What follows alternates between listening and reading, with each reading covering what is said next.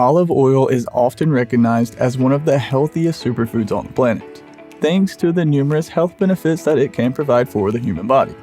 With that said, you may be wondering, can olive oil offer benefits for the lungs? Well, that is exactly what we are going to discuss in this video. So, if you're ready, let's get into it. First and foremost, olive oil is believed to help promote a healthy heart. One of the most important factors of heart disease is cholesterol. If you have too much LDL cholesterol in your blood, it can build up in your arteries. Eventually, this will slow down the blood flow to your heart or even block it completely. The monounsaturated fats in olive oil help to reduce your body's level of LDL cholesterol, which lowers your risk of heart disease. This is important because the heart and lungs work together to pump oxygenated blood to all of the tissues, organs, and systems of the body.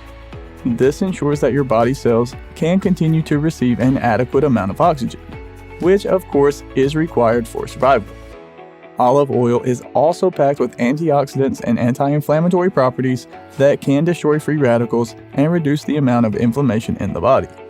Anytime we can reduce inflammation, it can benefit all of the major organs, including the lungs.